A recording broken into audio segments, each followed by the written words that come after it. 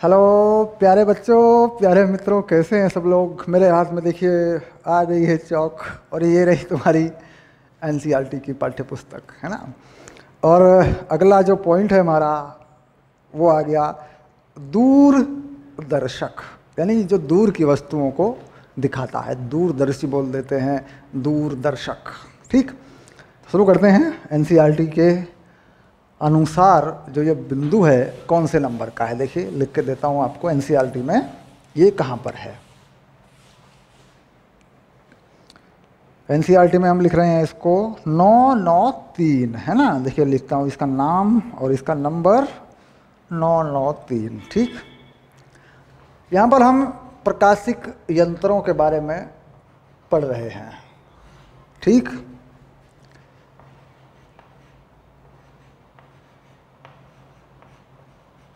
दूरदर्शक। ठीक, क्या बोलते हैं अंग्रेजी में? टेलीस्कोप। ठीक, टेलीस्कोप दो टाइप का है, एक है अपवर्तन पर आधारित, एक है परावर्तन पर आधारित। जो अपवर्तन पर आधारित है हम उसे दूसरे नाम से भी जान लेते हैं, कई बार खगोलीय दूरदर्शी भी कह देते हैं। ठीक है, तो पहला जो हम पढ़ेंगे वो अपवर्तक जो दूरदर्शक है उसके बारे में, यानी जो अपवर्तन पर आधारित है, जिसमें दो लेंसों का संयोजन है। ठीक, इसे कहते हैं दूरदर्शक या दूरबीन। अभिदर्शक है और ये सब। चलिए पहले क्या करें कि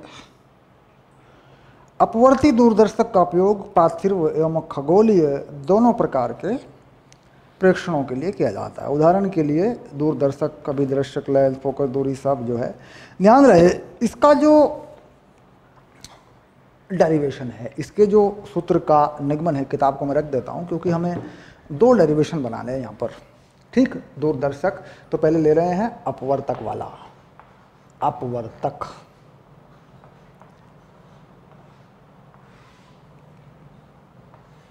ये वाला खगोलीय दूरदर्शी इसको बोल देते हैं। तो यहाँ पर जो डेरिवेशन है हमारा, दो तरह का डेरिवेशन है। एक ये होता है डेरिवेशन में कि जो अंतिम प्रतिबिंब है, जो हमें प्रतिबिंब दिखता है, कोई वस्तु बड़ी दिखती है, वह बहुत बड़ी दिखती है, अंतिम प्रतिबिंब अनंत पे होता है और वस्तु भी अनंत पे होती है। वस्तु तो अनंत पे होती है तो हम जानते हैं, लेकिन अंतिम प्रतिबिंब भी अनंत पे ही होता है। एक वह केस होता है जिसमें अंतिम प्रतिबिंब स्पष्ट दृष्टि की न्यूनतम दूरी 25 सेंटीमीटर पर होता है। दो केस होते हैं, बिल्कुल उसी तरह जिस तरह सूक्ष्मदर्शी में था आपका। ठीक, अब यहाँ पर जो पहला केस है, जो सामान्य हम कहते हैं, सामान्य जो केस है, यानी सामान्य जो व्यवस्था है इसकी, वो क्या है? यानी वस्तु बहुत दूर है तो प्रतिबिंब भी बहुत दूर और बहुत बड़ा बने, आकार में बड़ा बने, वस्तु भी अनंत पर है और प्रतिबिंब भी अनंत पर है। ये पहली बात है। उसका हम किरण आरेख बनाते हैं, कैसा चित्र बनेगा।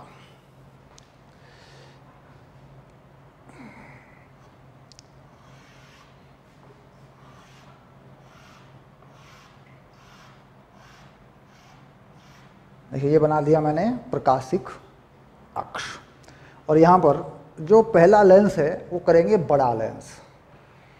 जो पहला लेंस है वह है आकार में बड़ा होता है। ये अब ये जो लेंस है इसका नाम है अभिदर्शक लेंस। नाम तो आप जानते हैं, थोड़ा बड़ा करें, ये रहा अभिदर्शक लेंस है ये। और इसका जो फोकस है इधर वाला या इधर वाला दिखा सकते हैं, दोनों तरफ दिखा सकते हैं। यहाँ पर इसका फोकस बना देते हैं, इसे कहते हैं FO। इसका नाम करते हैं अभिदर्शक लेंस। बस ठीक, क्या लिखेंगे इसमें? आकार में बड़ा। अब कारण बताएंगे, आकार में बड़ा क्यों है, कारण बताएंगे। यहाँ पे कारण लिखते हुए चलते हैं, आकार में बड़ा। ठीक, क्योंकि आकार में बड़ा क्यों? क्योंकि अधिक प्रकाश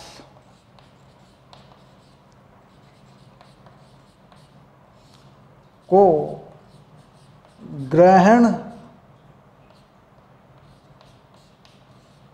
कर सके। अधिक प्रकाश को ग्रहण क्यों कर सके? क्योंकि वस्तु बहुत दूर है, वस्तु बहुत दूर है। अगर प्रकाश की मात्रा सीमित हो जाएगी तो बहुत दूर की वस्तु उसमें नजर नहीं आएगी। ठीक, तो अधिक प्रकाश को ग्रहण कर सके। फोकस दूरी अधिकतम, अधिक फोकस दूरी का होगा। फोकस दूरी जो होगी वह अधिक होगी। फोकस दूरी अधिक क्यों होगी? क्योंकि फोकस दूरी पर आवर्धन निर्भर करेगा। ठीक, फोकस दूरी अधिक इसलिए होगी क्योंकि फोकस दूरी पर आवर्धन निर्भर करेगा या करता है।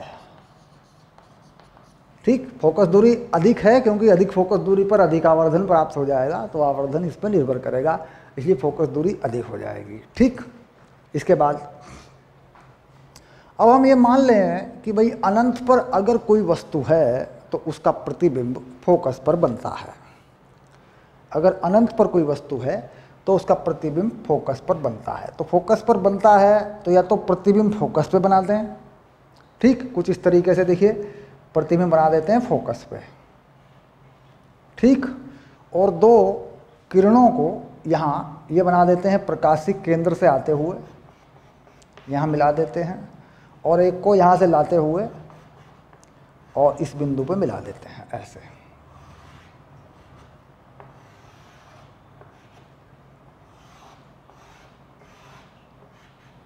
ठीक, तो वस्तु कहाँ है? वस्तु अनंत पर है।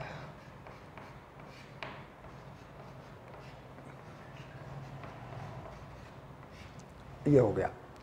तो अगर देखा जाए कि जो कोण है वस्तु पर अंतरित कोण, लेंस के प्रकाशिक केंद्र से वस्तु पर अंतरित कोण, तो वही होगा आँख पर अंतरित कोण भी। क्योंकि यहाँ पर मान लीजिए कोई आँख रख लें, किसी आँख से देखें तो बहुत दूर की वस्तु है, तो जो वस्तु पर अंतरित कोण होगा वही आँख पर अंतरित कोण भी होगा। तो कुल मिलाकर इस कोण को मान लेते हैं अल्फा, इधर से भी ये कोण अल्फा ही होगा।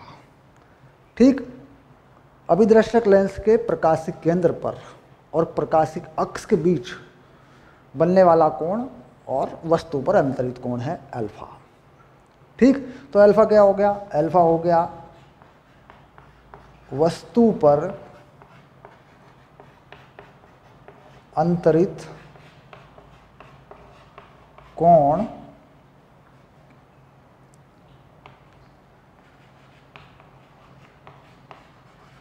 अभिदर्शक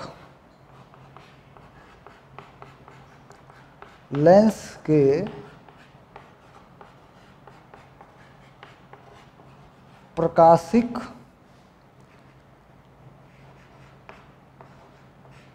केंद्र के सापेक्ष। ठीक, अल्फा जो है वस्तु पर अंतरित कोण हो गया अभिदर्शक लेंस के प्रकाशिक केंद्र के सापेक्ष। इसके बाद हम इस वस्तु को बड़ा करके देखना चाहते हैं, इस वस्तु को हम बड़ा करके देखना चाहते हैं, क्योंकि वस्तु जो है यह प्रतिबिंब है, वास्तविक प्रतिबिंब है जो आकार में बहुत छोटा है। आप जानते हैं कि फोकस पर आने वाला जो प्रकाश है या प्रकाश किरणें हैं वो बहुत छोटे में आ जाती हैं, बहुत छोटी जगह में वो केंद्रित हो जाती हैं। तो ये देखने में तो लग रहा है कि बड़ा है चित्र में तो, लेकिन वास्तव में ये बहुत छोटा है। हमको इसे बड़ा करके देखना पड़ेगा, और जितना बड़ा हम कर सकते हैं उतना ही बड़ा हम इसे करके देखेंगे।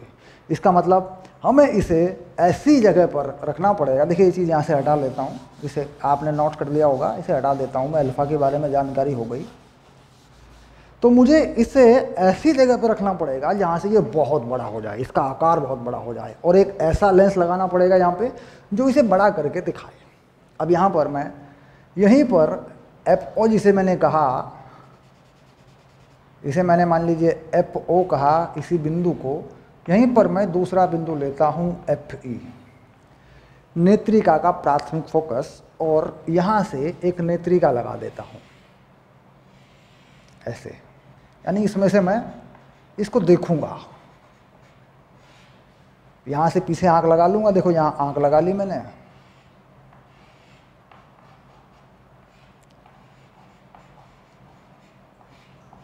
ठीक।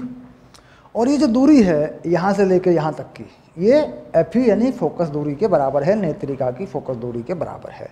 यहाँ पर दूसरा फोकस FE ये वाला, और ये प्राथमिक फोकस, इसे IP डैश कह सकते हैं।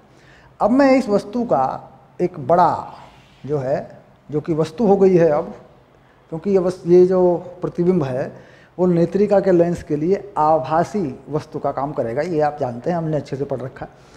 तो ये तो प्रतिबिंब है बहुत छोटा सा, इसको बहुत बड़ा करके देखना है, तो ये फोकस पे रख दिया मैंने नेत्रिका के, ताकि यह अनंत पे चला जाए, है ना। तो अब यहाँ से ऐसे एक किरण फोकस की तरफ और एक केंद्र से होते हुए या केंद्र की तरफ लेके जाएंगे ऐसे, और इन्हें पीछे हटा देंगे ऐसे। तो देख रहे हैं कि ये किरणें आपस में नहीं मिलेंगी और ये मामला पहुंच जाएगा अनंत पर। अनंत मतलब दूरियां ज़्यादा हैं, अनंत मतलब दूरियां ज़्यादा हैं, दूरियां बड़ी हैं, फोकस दूरियों की तुलना में ये दूरियां बड़ी हैं, तो इसलिए हम इन्हें अनंत कह देते हैं। वास्तव में अनंत नहीं है, हम अगर चांद को, तारों को देखते हैं तो कोई अनंत नहीं है कि वो अनंत पर हैं। अनंत से मतलब होता है कि जो दूरियां, फोकस दूरी हैं लेंसों की, वो उसकी तुलना में ये दूरियां ज़्यादा हैं। तो कुल मिला के इसलिए हम कहते हैं अनंत, यानी अधिक दूर। अब ये प्रतिबिंब जो है अनंत पर बना, और यहाँ पर अगर देखा जाए बिल्कुल इस जगह पर नेत्रिका के प्रकाशिक केंद्र पर, इसका जो कोण है उसे बना दिया जाए बीटा, ठीक। यानी नेत्रिका पर अंतरित कोण बीटा जो प्रतिबिंब का है, जो प्रतिबिंब अनंत पर बना है, बड़ा बना है। अल्फा वस्तु पर अंतरित कोण है अभिदृश्य केंद्र, लेंस के केंद्र पर। अब यहाँ पे क्या होता है, हम क्या परिभाषित कर सकते हैं, तो यहाँ पर हम देखिए रेखीय आवर्धन को परिभाषित नहीं कर सकते, क्योंकि रेखीय आवर्धन में वस्तु या प्रतिबिंब अनंत पर नहीं होते। रेखीय आवर्धन में वस्तु या प्रतिबिंब अनंत पर नहीं होते। तो ऐसे में जब वस्तु अनंत पर है, प्रतिबिंब अनंत पर है, या कोई एक भी अनंत पर है, जबकि यहाँ तो देख रहे हैं कि दोनों ही अनंत पर हैं, लेकिन अगर कोई एक भी अनंत पर है तब भी हमें कोणीय आवर्धन को ही परिभाषित करना होगा। तो यंत्र का कोणीय आवर्धन या आवर्धन अक्षमता, तो दूर दर्शक की आवर्धन क्षमता या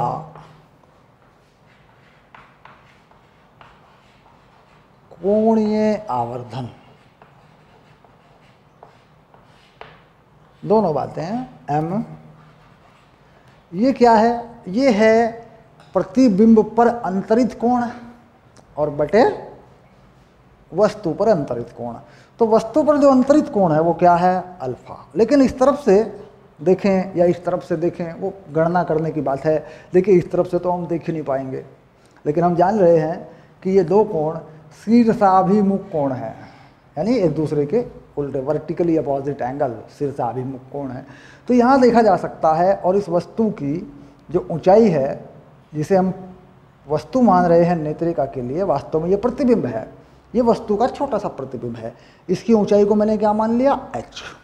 तो मैं tan अल्फा लगाता हूँ और इधर से अगर मैं tan बीटा लगाता हूँ तो इन दूरियों का इस्तेमाल करता हूँ। ये दूरी कितनी हो गई, ये हो गई FO, यानी अभिदृश्यक लेंस का ये फोकस है। और ये दूरी कितनी हो गई, FE, यानी नेत्रिका का ये फोकस है, तो ये फोकस दूरी हो गई, ठीक। तो कोणीय आवर्धन प्रतिबिंब पर बना कोण, प्रतिबिंब पर अंतरित कोण, वस्तु पर अंतरित कोण, इन दोनों का अनुपात जो है हम परिभाषित कर लेंगे कोणीय आवर्धन। तो ये हो गया tan बीटा बटे tan अल्फा। ठीक, अब tan बीटा का मान अगर लगाओगे तो क्या लगाओगे tan बीटा का मान? तो tan बीटा का मान लगाएं तो आप देख रहे हैं कि जो वस्तु इसके h जो है हमने लिया है, इसमें जो अनंत पे प्रतिबिंब बना है, उसकी ऊंचाई जो देखा जाए नीचे की तरफ तो वह कैसी है? वह माइनस में है। यानी tan बीटा यहाँ से लगाऊं अगर मैं, ठीक, तो ये h जो है माइनस का है, ये प्लस का नहीं है। tan बीटा का मान लगाऊं तो h बटे एफ ही लिखूंगा, लेकिन माइनस का है, प्लस का नहीं है। ठीक, तो मैं क्या करता हूँ, इसको लिखता हूँ माइनस h बटे एफ ई। ठीक, और h माइनस का और एफ ही जो है प्लस का होता है, क्योंकि एफ ही हम ये देख रहे हैं दूरी है, लेकिन वास्तव में उत्तल लेंस की फोकस दूरी धनात्मक होती है। ठीक, अब इसके बाद नीचे पहुंचता हूं मैं, इस चिन्ह पद्धति को ध्यान से समझें। tan अल्फा, tan अल्फा में भी अगर देखा जाए तो h यहाँ माइनस में दिखाई दे रहा है मुझे, लेकिन वास्तव में मुझे अल्फा ये लगाना है, इधर वाला ये। तो देख रहे हैं कि यहाँ पर tan अल्फा, तो ये वस्तु की जो ऊंचाई यहाँ से आ रही है इधर कहीं अनंत पे, वो प्लस में है और फोकस दूरी वो प्लस में होती है। तो इसका मतलब इधर मुझे प्लस लगाना पड़ेगा, ऐसे। इस चीज़ को समझना ज़रूरी है। ये माइनस क्यों लगा ये समझना ज़रूरी है, यहाँ क्यों नहीं लगा ये समझना ज़रूरी है। फिर से समझ लेते हैं, ये जो माइनस लगा है, ये जो अंतिम प्रतिबिंब बना है, इसमें जो h है यहाँ पर, ये जो h इस्तेमाल किया गया है, बीटा के लिए ये इस्तेमाल किया गया है, ये h नीचे है। और यही h tan अल्फा में भी इस्तेमाल हुआ है, लेकिन अल्फ़ा ये नहीं है वास्तव में, ये अल्फ़ा के मान के लिए इस्तेमाल किया गया है, अल्फ़ा इधर है, तो उसमें h प्लस का है। तो कुल मिलाकर अगर देखा जाए तो m जो है वो आ रहा है माइनस FO अपॉन FE। ठीक, अब अगर देखें इधर चिन्ह पद्धति लग चुकी है, अब इधर अगर चिन्ह पद्धति लगा दें, यहाँ पर देखें चिन्ह पद्धति लगा दें, वस्तु जो है वह धनात्मक है और प्रतिबिंब नीचे ऋणात्मक है, उल्टा है। तो इसका मतलब हो गया HI माइनस HO प्लस, ऐसे चिन्ह पद्धति लगा दी मैंने। आवर्धन को अगर मैं वस्तु और प्रतिबिंब के आकार से तुलना करूं, ठीक, तो ये हो गया वस्तु का आकार, यहाँ पर कहीं वस्तु है, इसे क्या मान लिया HO, और यहाँ पर कहीं प्रतिबिंब है उल्टा, इसे मान लिया HI। ठीक, तो चिन्ह पद्धति दोनों तरफ लगानी पड़ती है मुझे, आप जानते हैं। इधर मैंने लगाई हुई है चिन्ह पद्धति, इधर मैंने लगा दी है बाद में, दोनों तरफ चिन्ह पद्धति लग गई। तो ये बन गया सिंपली HI बाई HO, ये हो गया FO अपॉन FE। ठीक, ये आवर्धन जो है बिना चिन्ह पद्धति के है, ये चिन्ह परिपाटी लगाने के बाद है, ये है चिन्ह परिपाटी। ठीक, यहाँ पे लगी हुई है इस तरफ तो लगी है, इस तरफ तो मैंने लगा दी है, इस तरफ भी लगा दी है मैंने अब। ठीक, वो क्यों लगा दिया आपने देख लिया कि यहाँ प्रतिबिंब उल्टा है, वस्तु सीधी है। ठीक, तो कुल मिलाकर चिन्ह परिपाटी लगाने के बाद यह वैल्यू यही बनती है आवर्धन। तो आवर्धन को क्या अब कहें, अब कहते हैं FO अपॉन FE, ये बन गया तुम्हारा आवर्धन। अब यहाँ पे क्या होता है, गलती क्या होती है कि कुछ लोग इस फॉर्मूले को बनाएंगे और इसमें जो माइनस है उसको हटाएंगे नहीं, इस माइनस को लेके आएंगे वो, और माइनस जो का तो छोड़ देंगे और कह देंगे कि ये माइनस में ही होता है। जब उत्तर बनाते हैं तो इसे प्लस में बना लेते हैं। दरअसल वो लोग करते क्या हैं कि वो लोग यहाँ आवर्धन में यह चिन्ह परिपाटी बाएं पक्ष में नहीं लगाते, यानी जो लेफ्ट साइड है उसमें नहीं लगाते, वो उधर ही लगा के बना देते हैं। दूसरे, इसको सिद्ध करने का जो तरीका है प्राइवेट किताबों में, वो एक लंबी विधि से है, उसमें बहुत लंबी विधि है और वो विधि जो है समय बर्बाद करती है और उसमें आंसर या आपके जो परिणाम हैं वो ठीक नहीं आते। बहुत सारी बातों को आपको मानना पड़ता है, मान लिया ये चलो इसे कर दो, मान लिया ये चलो इसे कर दो, उत्तर मिलाने वाली बात है, यानी यहाँ तक पहुँचने का एक अजीब सा तरीका है। ये जो तरीका है ये दरअसल एनसीईआरटी के मुताबिक है और ये मान के चलिए यही आपको लिखना है बोर्ड एग्ज़ाम के अंदर। और सूत्र यही है, सूत्र में यहाँ माइनस नहीं है, वो मैंने बता दिया क्यों नहीं है, ठीक, ये सूत्र है। अब आती है लेंसों के बीच की दूरी, है ना, लेंसों के, ये भी बहुत इंपॉर्टेंट बात है, बीच की दूरी, इसको भी ठीक करेंगे। लेंसों के बीच की दूरी को L लिखते हैं, ये है FO प्लस FE, ठीक। इसी केस में जब अंतिम प्रतिबिंब अनंत पे बना हो तब है ये, हमेशा नहीं, केवल इसी केस में। जब ये आवर्धन है तो लेंसों के बीच की दूरी ये है, ये आप देख भी रहे होंगे, लेंसों के बीच की दूरी देखिए FO और ये FP दोनों को जोड़ दिया मैंने। लेंसों के बीच की दूरी दूरदर्शी की लंबाई नहीं होती, ध्यान रहे, लेंसों के बीच की दूरी दूरदर्शी की या दूरदर्शक की लंबाई नहीं होती, या फिर उसकी ट्यूब की लंबाई नहीं होती। दूरदर्शक की लंबाई या दूरदर्शक की ट्यूब की लंबाई, ये दोनों शब्द यहाँ पे हैं ही नहीं, इनका कोई मतलब नहीं बनता। बात सिर्फ यह है कि लेंसों के बीच की दूरी ये होती है, सिर्फ यही चीज़ है। इसके अलावा अगर कुछ और आपने कहीं पढ़ा या किसी और ने कुछ और पढ़ा दिया आपको कि दूरदर्शक की लंबाई, ठीक, ये कह दिया दूरदर्शक की ट्यूब की लंबाई, ये कह दिया, तो ये शब्द जो है बेकार हैं। अगर इनका इस्तेमाल किया गया तो सब कुछ फिर गड़बड़ होने लगता है, ऐसा कोई शब्द नहीं है, ठीक। संयुक्त सूक्ष्मदर्शी की लंबाई, ऐसा कोई शब्द नहीं है, उसमें होती है ट्यूब लंबाई, जो मैंने बताई थी आपको। ट्यूब लंबाई एक शब्द है बस, वो किसमें है, सिर्फ संयुक्त सूक्ष्मदर्शी में है। यहाँ लंबाई जैसा कोई शब्द नहीं है, दूरदर्शक में लंबाई जैसा कोई शब्द नहीं है, यहाँ सिर्फ लेंसों के बीच की दूरी है, ठीक, ध्यान रखेंगे, बात पक्की हो गई। यह कौन सा केस था, जब अंतिम प्रतिबिंब अनंत पर बना हो। आवर्धन में चिन्ह पद्धति किस प्रकार लगाई गई है इसको समझ लें, आराम से इसे तैयार कर लें, ठीक।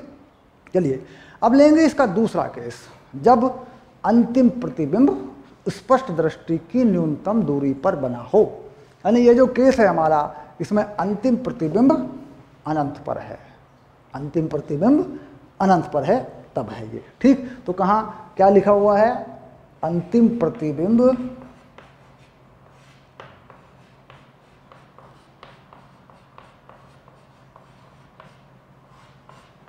अनंत पर है।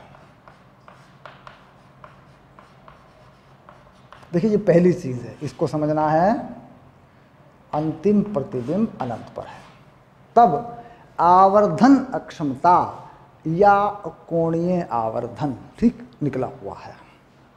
समझ रहे बात को, कौन सा आवर्धन निकला, कोणीय आवर्धन निकला, ठीक। अब आगे चलते हैं, अब बनाते हैं, जब अंतिम प्रतिबिंब 25 सेंटीमीटर पर हो, स्पष्ट दृष्टि की न्यूनतम दूरी पर हो, ठीक है। सबसे पहले इसे हटा के दोबारा बनाना पड़ेगा, क्योंकि ये चित्र जो है काम नहीं करेगा, चित्र दोबारा बनेगा, ठीक। चलिए हटा देते हैं इसको, दूसरा चित्र बनाते हैं।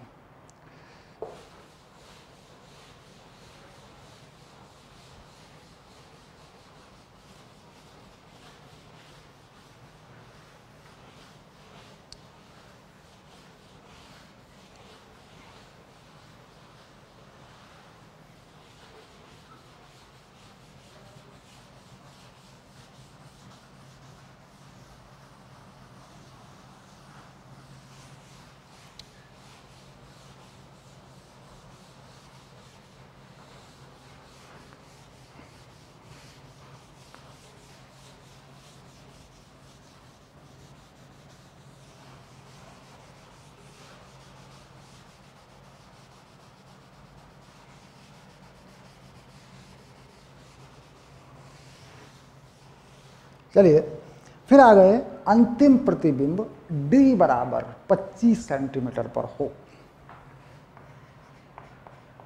अंतिम प्रतिबिंब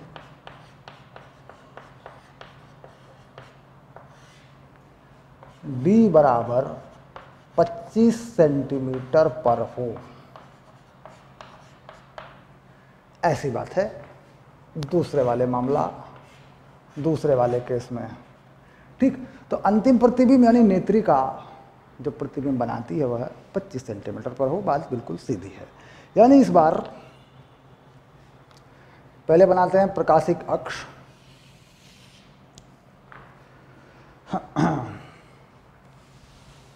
थोड़ा सा सीधी रेखा खींचने की कोशिश करते हैं। देखिए 2 बार मैंने रेखा खींची और सीधी नहीं खींची, इस बार देखता हूँ।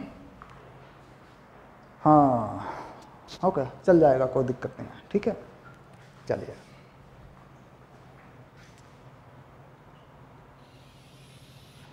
ये बना दिया मैंने अभिदृश्यक लेंस, और ये मैं बना रहा हूँ अभिदृश्यक लेंस का फोकस।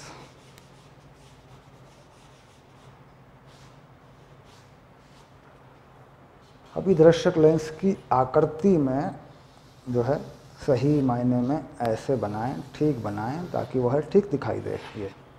ये बना देता हूँ इसका फोकस, जिसे कहते हैं अपन एफओ।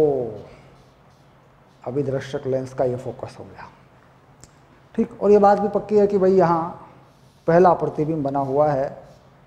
ठीक, इसकी जो ऊंचाई है ये h है, ये भी ठीक है, और ये इस तरीके से बना हुआ है।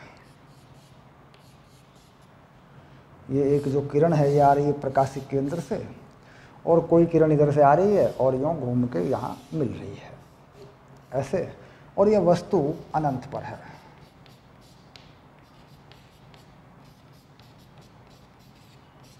सिंपल सी बात है, बिल्कुल यहाँ तक कोई ज़्यादा पैसा खर्च करने की ज़रूरत नहीं है। आगे थोड़े से पैसे खर्च होंगे, 2-4 पैसे की बात है आगे भी। ठीक, जब भी 2-4 पैसे की बात है तो मतलब ध्यान देना पड़ेगा भाई, पैसे लगेंगे। खैर मजाक कर रहा हूँ, कोई पैसा नहीं लगेगा, कोई पैसे देने वाली बात नहीं है। पढ़ाई वढ़ाई में क्या पैसे यार, ऐसे थोड़ा बहुत होता है पढ़ाई वढ़ाई का खर्चा। जो पैसे दे के पढ़ रहे हैं, शिक्षा को खरीद रहे हैं ना, ये भी हो रहा है। देखो चलिए शुरू करते हैं, आगे बढ़ते हैं थोड़ा सा। तो यह बिंदु जो है अभिदृश्यक लेंस का फोकस हो गया, और ये हो गई फोकस दूरी, एफओ कहते हैं इसको। अभिदृश्यक लेंस की ये फोकस दूरी हो गई, और बिल्कुल पहले की तरह यहाँ पर जो अंतरित कोण है वो अल्फा हो गया ऐसे। यही वस्तु पर अंतरित कोण हो गया, इधर से भी ये अल्फा हो गया। ठीक, पक्का, इसमें कोई परिवर्तन नहीं हुआ। अब हम क्या करते हैं कि इस प्रतिबिंब को वस्तु बना लेते हैं, आभासी वस्तु। तो इसे वस्तु कहते हैं कि भाई ये भी वस्तु हो गया अब तो, क्योंकि इसी को देखना है। तो इसको यहाँ अभिदृश्यक लेंस के नेत्रिका के लेंस के फोकस के अंदर रख देते हैं। तो ये बना देते हैं नेत्रिका के जो है लेंस की फोकस दूरी, इसे बना देते हैं नेत्रिका। ये क्या है, ये है अभिदृश्यक, ये लिख दिया देखो, और यह है नेत्रिका ऐसे। तो मैंने क्या किया, इसको जो भी ये था पहला प्रतिबिंब या वस्तु, मैंने इसको इस नेत्रिका के फोकस के अंदर कर दिया, ताकि इसका बड़ा सा प्रतिबिंब यहाँ बन जाए। ठीक, और इसी दूरी को, जितनी दूरी मैंने यहाँ ली, इसको बराबर दूरी को मैंने यहाँ पे भी लेना पड़ेगा मुझे, क्योंकि ये हो गया एफ और ये हो गया एफ डैश। अब यहाँ से मैं एक किरण लेकर के इस एफ डैश तक पहुँचा देता हूँ, और इसे पीछे हटाता हूँ किरण को। देखो बिल्कुल, देखो गड़बड़ नहीं करना, सीधे सीधे चलना बिल्कुल ही, क्योंकि ये पता नहीं कहाँ मिल गई तो फिर बस गड़बड़ घोटाला है। अगर ये कहीं इधर उधर मिल गई तो ऐसे।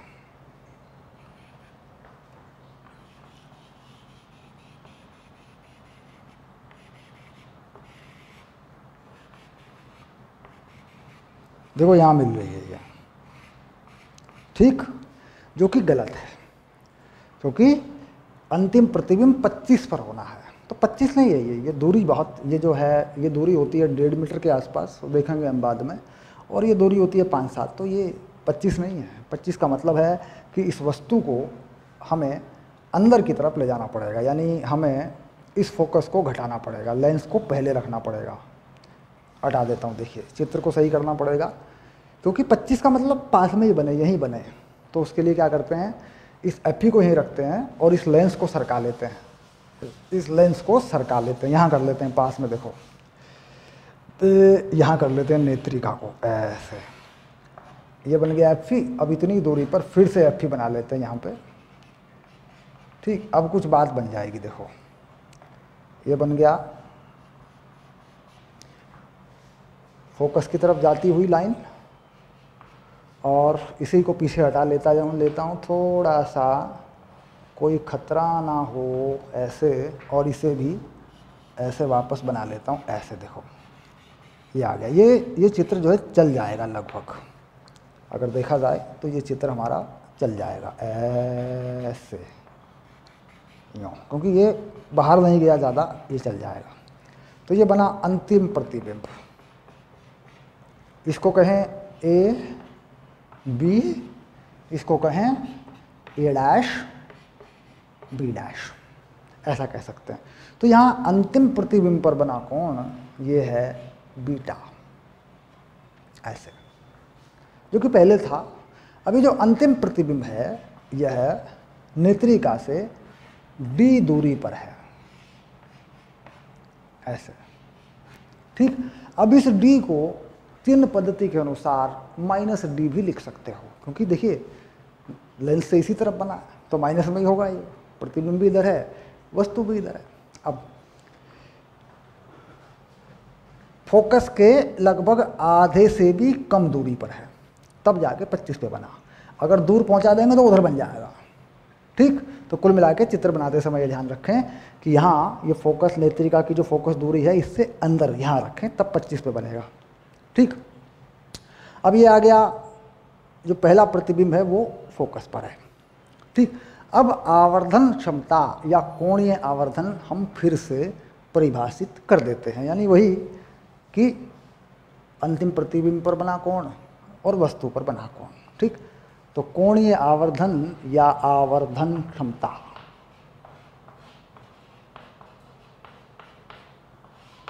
m बिल्कुल सरल है, tan बीटा बटे tan अल्फा, ठीक। tan बीटा बिल्कुल वही, tan बीटा में यहाँ देखिए ये दूरी हमें लेनी पड़ेगी, इस दूरी को हम कहते हैं UE, ऐसे। इसे हम UE क्यों कह रहे हैं, क्योंकि नेत्रिका से ये वस्तु की दूरी है, नेत्रिका से वस्तु है, देखो ये जो AB है, नेत्रिका इसको वस्तु मानेगी, तो ये वस्तु की दूरी है, इसे UE कहते हैं। और प्रतिबिंब कहाँ बना, D पे बना, तो ये प्रतिबिंब की दूरी है, इसे तुम V कहते हो। यानी ये जो D है तुम्हारा, कोई कंफ्यूजन ना करें, ये VE जो है पूरा सही करके देता हूँ, ये -D है, ऐसे। अगर मैं इसमें चिन्ह लगा देता हूँ तो -D है। UE भी माइनस का है, लेकिन यहाँ चिन्ह भी मैंने नहीं लगाया है, ठीक। अब यहाँ आते हैं, तो कितना हो गया ये हो गया tan बीटा का मान, ये हो गया H/UE, ये आ गया, ठीक। इसके बाद tan अल्फा का मान, ध्यान रहे अभी तक मैंने इसमें चिन्ह नहीं लगाया, मैंने इसमें चिन्ह अभी नहीं लगाया, मैंने सिर्फ वैल्यू लिखी है। चिन्ह पद्धति में दोनों तरफ लगाऊंगा, इधर भी लगाऊंगा, इधर भी लगाऊंगा, ठीक। अब tan अल्फा का मान H/FO,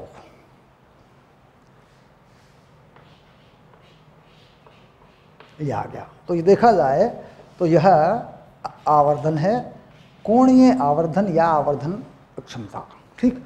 अब यहाँ से इस H को मैं हटा देता हूँ, तो हल करने पर यह आता है FO/UE, सिंपल।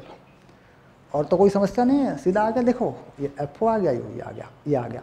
यह जो आवर्धन है ये क्या है, यहाँ पर है वस्तु की ऊंचाई को मैं एच ओ मानता हूँ जो कि प्लस में है, प्रतिबिंब की ऊंचाई को मैं एच आई मानता हूँ जो कि माइनस में है। देखो ये प्रतिबिंब की ऊंचाई जो है ये माइनस में है। तो आवर्धन क्या है, माइनस में प्रतिबिंब की ऊंचाई बटे, ठीक, वस्तु की ऊंचाई प्लस में ऐसे, और यहाँ ये FO है और ये UE है, UE यानी ये वाली दूरी। तो UE को भी हम चिन्ह पद्धति के साथ यहाँ पे माइनस लगाएं इसमें, ठीक, या पहले इसका मान निकाल लें, UE का मान निकाल लें। तो UE का मान जो है यहाँ से निकाल के मैं रखूँगा, मैं यहाँ से निकाल दूँगा। देखो क्या होता है, V1/VE minus 1/UE equals to 1/FE। ये बात पक्की है। ये प्रतिबिंब बना VE पे, वस्तु UE पे है, इसी AB कोई वस्तु मानेगी नेत्रिका। ये इसकी फोकस दूरी है, नेत्रिका की फोकस दूरी, यानी नेत्रिका का सरल सा ये समीकरण है। अब यहाँ से मुझे UE की वैल्यू चाहिए, तो 1/UE ये हो गया 1/VE माइनस 1/FE। अब 1/UE देखो ये कितना बनेगा, ये बनेगा FE minus VE by VE और FE, ये बनेगा 1/UE का मान यही बनेगा, पक्की बात है।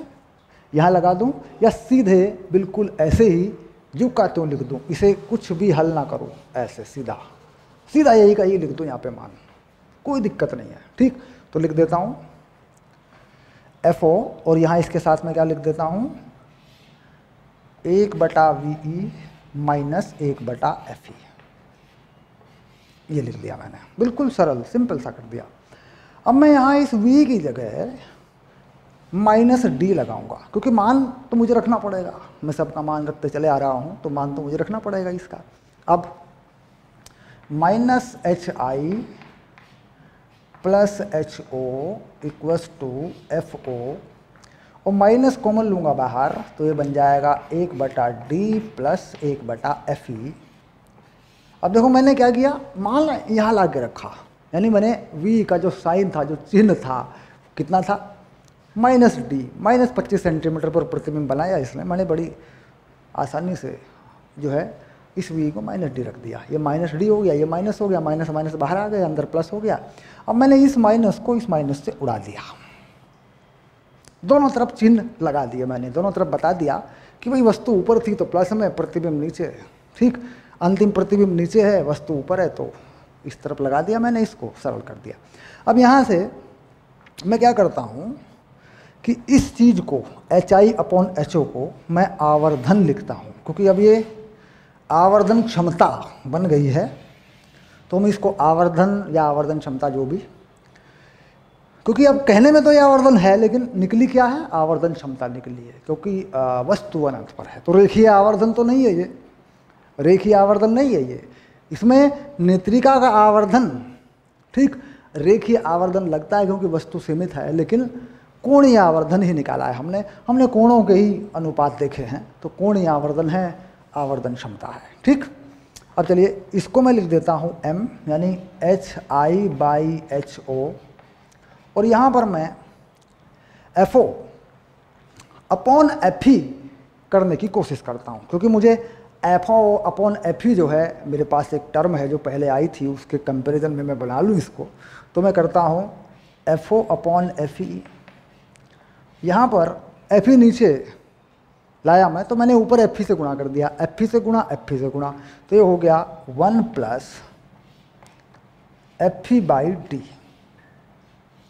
ठीक, ये बन गया आवर्धन, ठीक। अब इसको M लिख सकते हैं हम लोग, आवर्धन क्षमता है ना, ये है, और ये बन गया 1 प्लस FE/D, ओके। अगर कहीं कहीं पर कुछ लोग इस सूत्र को सिद्ध करेंगे, कुछ लोग सिद्ध करेंगे इस चीज़, और कहीं प्राइवेट किताबों में आप देखेंगे भी इसको, तो वहाँ पर इसमें माइनस का निशान है, यहाँ पर उसका मतलब है कि उन लोगों ने यहाँ पर चिन्ह पद्धति नहीं लगाई, यानी आवर्धन के बाएं पक्ष में चिन्ह पद्धति नहीं लगाई। इसकी वजह से इस तरफ का माइनस जो है वो बचा पड़ा है, वो चल रहा है और वो आ गया है, इसमें फंस गया आके। तो फिर बाद में कोशिश करते हैं यार माइनस इसमें कहाँ से आया, अब पता लगाओ। तो वापस जाकर ये नहीं देखते कि फंडामेंटल क्या है, मूल फार्मूला क्या है। आवर्धन को जब सिद्ध किया था लेंस में तब क्या बात हुई थी, तब दोनों तरफ चिन्ह पद्धति लगाई थी कि नहीं लगाई थी। तो यहाँ माइनस आ जाने से मामला फंस जाता है। तो इसलिए क्या करें कि YouTube के ऊपर कोई वीडियो देखें, ठीक, तो कंफर्म करें कि यहाँ माइनस आपको मिलेगा ही मिलेगा, माइनस मिल जाता है यहाँ पे। प्राइवेट किताब में भी देखेंगे तो माइनस होगा, लेकिन वास्तव में आप देख रहे हैं कि माइनस है ही नहीं, सूत्र में कोई माइनस नहीं। और इनमें से कोई मान माइनस का होता भी नहीं है ना, एफओ माइनस का है, भाई क्यों होगा, उत्तर लेंस है, नेत्रिका की फोकस दूरी वो भी, और डी तो 25 लगी गया, पहले माइनस डी लगाई दिया, डी तो 25 ही लगना है। तो कुल मिलाकर इस सूत्र में कहीं कुछ भी माइनस में नहीं है, ठीक।